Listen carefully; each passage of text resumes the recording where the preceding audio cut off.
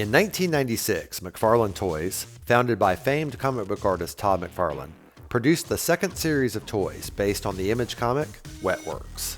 Created by artist Whilce Portacio and writer Brandon Choi, it follows Team 7, a group of Black Ops soldiers bonded with symbiotes who battle against supernatural forces. While they mostly wage war against the Vampire Nation and the Were Nation, led by vampires and werewolves as their name implies, they also crossed paths with the legendary Frankenstein. And today, we'll be taking a look at Frankenstein, here on the KREED'S Collection Halloween Special.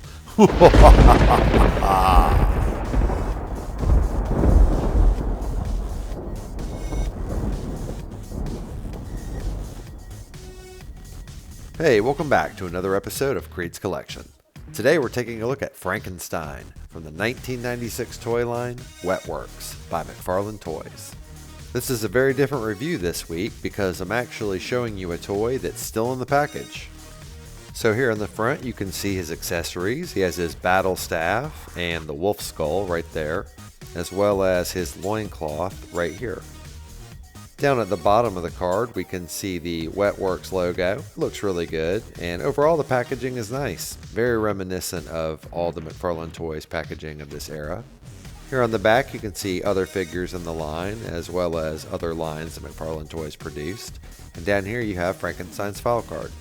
But you know, this isn't gonna do. And because this bubble has yellowed so much, watch in horror as I open this 23-year-old toy.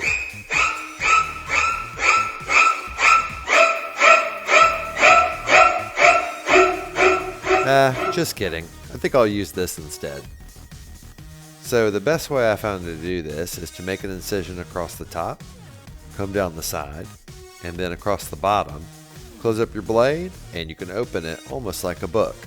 Take out the figure, put him to the side, and there you go. You got a displayable bubble if you want. Now I'll take a look at Frank. Oh, there went his loincloth. Hey look, it's like the slab in all the movies. Alright, you ready? Chink, chink, chink, chink, chink, chink. It's alive! Alive! Okay. Alright, let's go ahead and get this guy out of here. While we speed through this, I will point out that this isn't actually Frankenstein. Frankenstein's the doctor. This is Frankenstein's monster. I can forgive him though. It's a common mistake.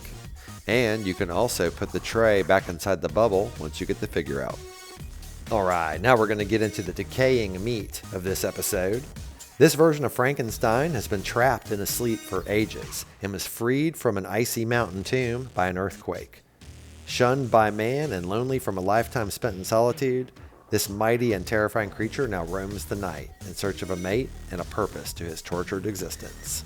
This explains how Frankenstein exists in the modern day and fights a group of Black Ops soldiers. And even though we've already established that technically this is Frankenstein's monster, the name on the card says Frankenstein, so I'm sticking with it. And now that we know a little bit more about this version of Frankenstein, let's take a closer look. Like all McFarlane Toys, Frankenstein is a sick sculpt with amazing detail work. They never failed to impress, and they set the standard for detail and sculpting for many years. The only flaw I see is this hair should be hanging down, but that's alright, it's easily fixed by applying a little bit of heat and reshaping it.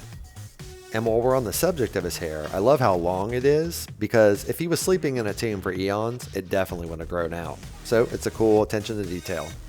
Also, I love the stance he's in. I normally don't go for that, but man, it's awesome. Also the bandages right here and his bluish green skin and all the stitching. Here's a little close-up of the stitching, which is just amazing, all over his hands and his thighs. This is just a really good modern reimagining of Frankenstein.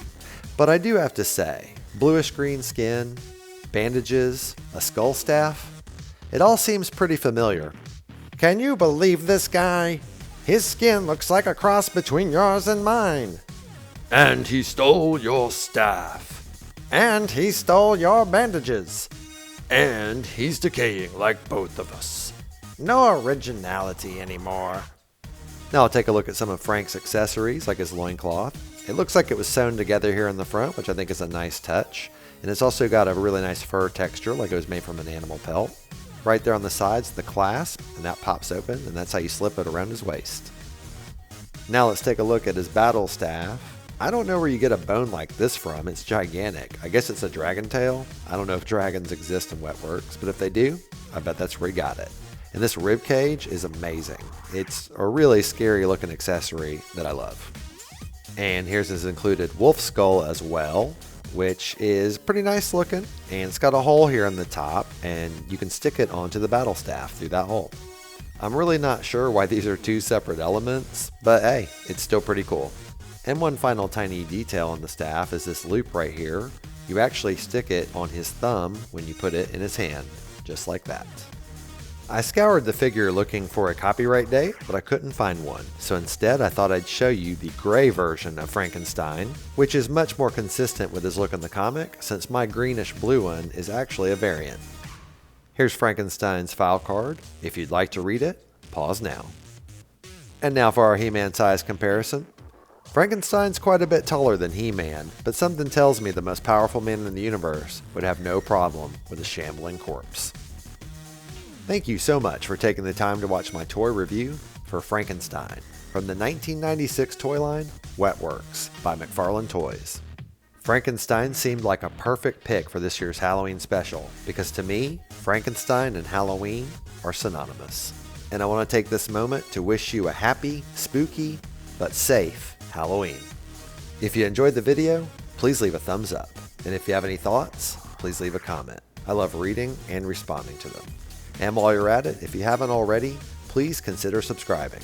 I'd really appreciate it, and it would help my channel grow. I review a toy from my vintage collection every Wednesday, so hope to see you next week and every week after, here on KREED'S Collection.